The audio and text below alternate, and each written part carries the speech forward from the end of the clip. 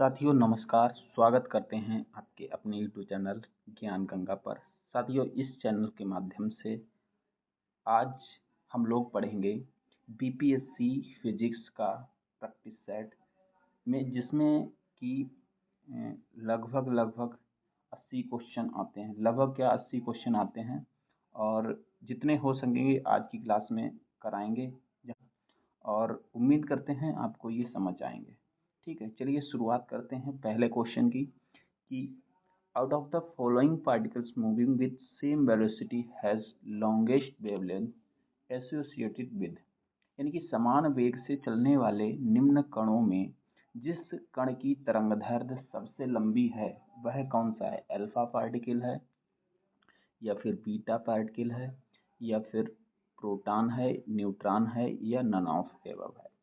अब इसको क्वेश्चन को कैसे करेंगे? यहाँ पर पूछा गया कि सबसे लंबी तरंगदैर्घ्य किसकी है, कौन से कण की सबसे लंबी तरंगदैर्घ्य। तो डी ब्रोगली तरंगदैर्घ्य के अनुसार हमने देखा है लैम्डा बराबर होता है एच अपॉन पी। यहाँ पर पी है संवेग यानी कि एमबी हो जाएगा, और ये एच क्या होता है, इसका मान होता है ये ठीक है प्लैंक्स कांस्टेंट होता है, जिसका मान 6.67 इंटू 10⁻⁻24। ठीक है, तो जूल प्रति ये हो जाएगा जूल इंटू सेकेंड, ये हो जाता है। ठीक है, तो ये इसका क्या है। अब यहाँ पर लैम्डा बराबर एच अपॉन बी, यानी कि लैम्डा जो है वो बी के एम के व्युत्क्रमानुपाती है, मतलब जिस कण की जो है द्रव्यमान कम होगा उसका लैम्डा ज्यादा होगा। तो अब इसमें हम देख लेते हैं कि द्रव्यमान किसका कम है। तो देखो अल्फा पार्टिकल कितना द्रव्यमान 2He4, यानी कि 4 प्रोटॉन के बराबर, तो ये भी नहीं होगा। -1E0 ये होता है बीटा पार्टिकल, तो जीरो द्रव्यमान किसका, जीरो कण है उसमें। ठीक है, द्रव्यमान संख्या कितनी है, जीरो, यहाँ पर जीरो, यहाँ पर प्रोटॉन में एक होता है। ठीक है, न्यूट्रॉन में भी एक होता है, तो यानी कि इसमें जीरो, इसमें द्रव्यमान सबसे कम है, यानी कि बीटा पार्टिकल क्या हो जाएगा इस क्वेश्चन का आंसर। 3 पे कर लेते हैं। ठीक है, तो ये जो है ये हो जाएगा आंसर बीटा पार्टिकल। ठीक है, उसके बाद चलते हैं अगले क्वेश्चन की तरफ। अगला क्वेश्चन है क्रॉम्पटन द्वारा प्रभाव निम्न में के बारे में सूचना प्राप्त होती है, प्रकाश की तरंग प्रकृति के बारे या फिर प्रकाश की अनुप्रस्थ अभिलक्षणिक प्रकृति के बारे में, यानी कि ट्रांसवर्स कैरेक्टर्स ऑफ लाइट के बारे में, या फिर प्रकाश की कणिकामय प्रकृति। ठीक है, तो यही जहां तक क्वेश्चन है। और प्रकाश की अनुदैर्घ्य अभिलक्षणिक, तो कौन सा ऑप्शन सही हो जाए, प्रकाश की कणिकामय। ठीक है, तो कणों पर आधारित प्रकृति जो होती है वो क्रॉम्पटन प्रभाव दर्शाती है। ठीक है, तो इसका ऑप्शन कौन सा सही हो जाएगा, इसका ऑप्शन सही हो जाएगा प्रकाश की कणिकामय प्रकृति। उसके बाद क्वेश्चन नंबर तीसरा देख लेते हैं हम। तीसरा है क्वेश्चन, किसी एक्स तरंग मशीन के लिए न्यूनतम तरंगदैर्घ्य का मान बताओ यदि त्वरित विभव 5 × 10⁴ वोल्ट है। ठीक है, ई बराबर होता है, ई बराबर क्या होता है, प्लैंक एच न्यू, और ये हो जाएगा एच सी अपॉन लैम्डा। तो लैम्डा बराबर हो जाएगा एच सी अपॉन ई। इलेक्ट्रॉन वोल्ट अगर है ये इलेक्ट्रॉन वोल्ट में, तो यहाँ पर ये क्या हो जाएगा, अगर इसको इलेक्ट्रॉन वोल्ट में लगाना है तो ये जो तो लैम्डा का मान हमें निकालना है। ठीक है, तो लैम्डा बराबर क्या हो जाएगा, अब यहाँ पर वेग तो दिया है, तो लैम्डा बराबर हो जाएगा, देखो एच क्या है 6.6 इंटू 10⁻⁻⁻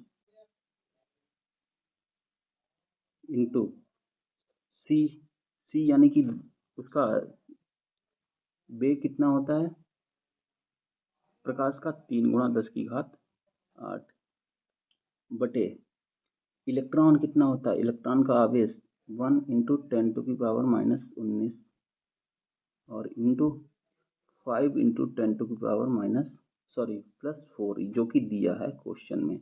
देखो ये क्वेश्चन में दे रखा है। और सूत्र क्या होता है, सूत्र आपका लैम्डा बराबर Hc/eV इलेक्ट्रॉन वोल्ट, ठीक है, eV, तो ये याद रखना है। और किस सूत्र से आया है, E बराबर hν यानी कि प्लांक नियतांक, प्लांक जो थ्योरी थी उससे आया है, ठीक है। तो ये वहां पर कितना आ जाएगा, ये पूरा हल करके आ जाएगा 0.25 एंगस्ट्रॉम, 0.25 इसको हल कर लेना, ठीक है। बाकी और जिस फार्मूले से लगाना है इसको। क्वेश्चन नंबर 4 देख लेते हैं।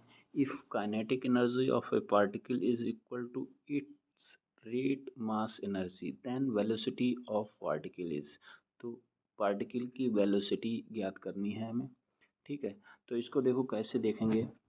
सबसे पहले तो देख लेते हैं कि अगर किसी की स्थिति स्थिर द्रव्यमान ऊर्जा यानी कि रेस्ट मास एनर्जी RME ये हो जाएगी आइंस्टीन के अनुसार m0 mc² होता है, ठीक है। रेस्ट मास एनर्जी होगी, काइनेटिक एनर्जी क्या हो जाएगी। अब काइनेटिक एनर्जी जो टोटल एनर्जी है mc² उसमें से माइनस कर दो रेस्ट मास एनर्जी, तो ये हो जाएगी m minus m0 into c², ठीक है। थोड़ा रंग डार्क कर लेते हैं, ठीक है। अब यहाँ पर क्या है कि जो m बराबर है, यहाँ m बराबर क्या है, m0 upon √1 minus v² upon c²। लेकिन अब यहाँ पर क्वेश्चन में क्या कहा गया है कि यदि कण की गतिज ऊर्जा और स्थिर मास ऊर्जा ये बराबर हैं, तो यानी कि m0 और ये वाला, ठीक है, क्या ना है m0 c² और m c² minus m0 c² ये बराबर है, ये क्वेश्चन में कहा गया। तो ये इधर आएगा प्लस हो जाएगा 2m0 बराबर c² से c² कट जाएगा m, यानी कि ये इसके बराबर हो गया।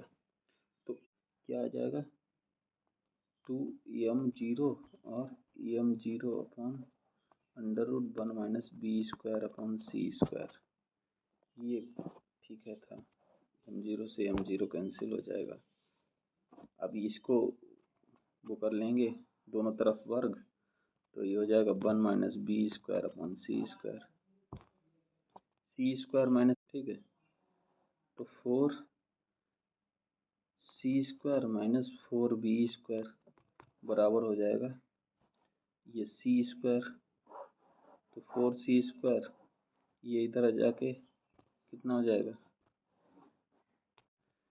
3c² बराबर 4b², तो c अपॉन, तो वेलोसिटी निकालनी है ना, तो वेलोसिटी क्या हो जाएगी 3c² अपॉन 4, तो b बराबर हो जाएगा √3/2c, √3c/, ये हो जाएगा √3c/2। तो देख लेते हैं इसमें ऑप्शन कौन सा है, √3c/2 कोई सा नहीं है, तो ऑप्शन नंबर ये नन ऑफ दीज सही हो जाएगा।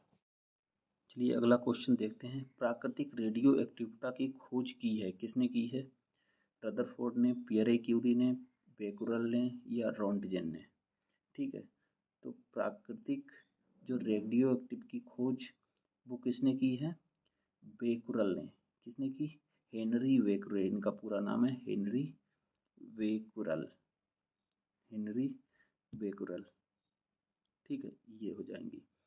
अब यहाँ पर और खोजकर्ता बता देते हैं। रदरफोर्ड ने नाभिक की खोज की, पियरे क्यूरी ने रेडियम और पोलोनियम की खोज उसके अयस्क, ठीक है, इनको 1903 में नोबेल पुरस्कार दिया गया इनके और इनके पति को, ठीक है। और ये इनकी मृत्यु भी इसी के कारण हुई थी।